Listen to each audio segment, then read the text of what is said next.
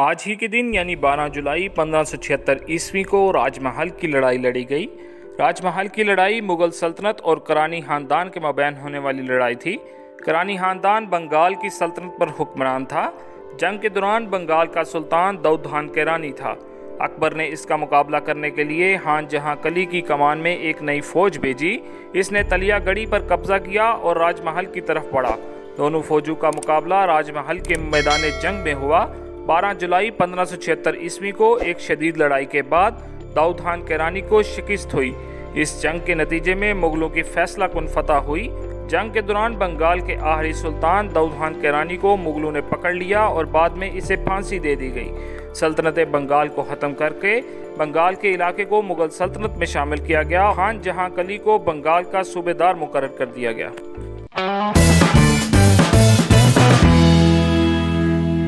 आज ही के दिन 1950 ईस्वी में मोहम्मद अलियास अत्तार कादरी रिजवी की पैदाइश हुई। आप एक पाकिस्तानी सुन्नी मुस्लिम स्कॉलर और दावत इस्लामी के मरकज़ी रहनुमा हैं, जो मदरसों के एक सिलसिला जामिअतुल मदीना के क़याम के लिए भी जाने जाते हैं। उर्दन में royal Islamic strategic studies centre के ज़रिए इन्हें 500 सबसे ज़्यादा बाअसर मुसलमानों में शामिल किया गया। अलियास कादरी को कई सिलसिला तरीक़त में बैत की इजाज़त हासिल है, लेकिन सिर्फ सिलसिला कादरिया में बैत करते हैं। आपके मुरीदैन की तादाद लाखों में है जो अपने नाम के साथ अत्तारी लिखते हैं। अलियास कादरी की कायम करदा तंजीम दावत इस्लामी इस वक्त तक 200 से ज़ायद ममालिक में अपने काफ़िले रवाना कर चुकी है। दावत इस्लामी 100 से ज़ायद शोबों में तकसीम है। इसके तहत दुनियावी तलीम के अदारे दारुल मदीना की पाकिस्तान व बैरून पाकिस्तान में कायम शाहों की तादाद 40 से भी ज़ायद है और दीनी तालीम के अदारे मदरसतुल मदीना की 500 से भी ज़ायद शाहें हैं।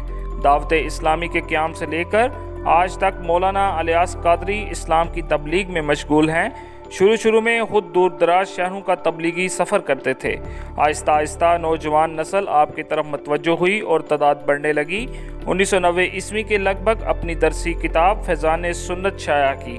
इसके अलावा कराची में फैज़ान मदीना के नाम से 1981 ईस्वी में दावत इस्लामी का मरकज़ कायम किया, जिसमें मस्जिद, मदरसा और रहायशी कमरे बनाए गए हैं।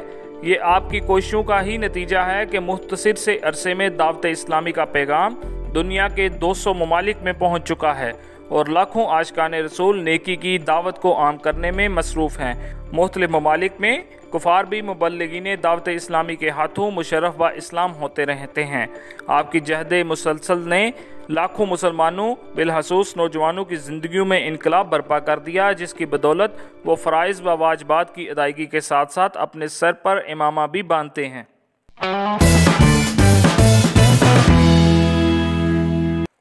आज ही के दिन 1489 ईस्वी में बहलोल खान लोदी का इंतकाल हुआ। बहलोल खान लोदी पश्तून लोदी कबीले का सरदार था और दिल्ली सल्तनत का भी सुल्तान था। इसने दिल्ली सल्तनत पर सैयद खानदान की हुकूमत ख़त्म करके लोदी खानदान की हुकूमत कायम की। दिल्ली का सुल्तान बनने से पहले हुसन हिदमत के सिले में लाहौर और दीपालपुर की हुकूमत भी मिल गई। मरकज़ का निज़ाम बिगड़ा तो दिल्ली जाकर बादशाह बन गया और लोदी खानदान की बुनियाद रखी। इसके अहद का सबसे बड़ा वाक़या जौनपुर सल्तनत शर्की के साथ 26 साला जंग है। मज़ीद बरां बहलोल खान लोदी ने ग्वालियर, जौनपुर और बलाई उत्तर प्रदेश पर अपनी गिरफ्त को बढ़ाया। पिछले दिल्ली सुल्तानों की तरह इसने भी दिल्ली को अपना बादशाही का दारुल हुकूमत रखा। बहलोल खान लोदी ने अपने नाम से लोदी शाही खानदान की बुनियाद रखी। हिंदुस्तान पर लोदी शाही खानदान की हुकूमत 1526 ईस्वी तक कायम रही। मुगलों ने इन्हें शिकस्त दी और हिंदुस्तान पर मुगल सल्तनत कायम की। बहलोल खान लोदी की कब्र का मुकाम मुतनाज़ा है। हिंदुस्तान के आसार कदीमा के सर्वे ने एक मुकामी इलाके में मशहूर सूफी बुजुर्ग नासरुद्दीन चिराग दिल्ली के करीब वाक़या एक इमारत को तवील अरसे से बहलोल लोदी की कब्र के नाम से मंसूब किया है। कई दूसरे मोरहीन लोदी बागात में शीश गुंबद को इसकी कब्र से शिनाख्त करते हैं।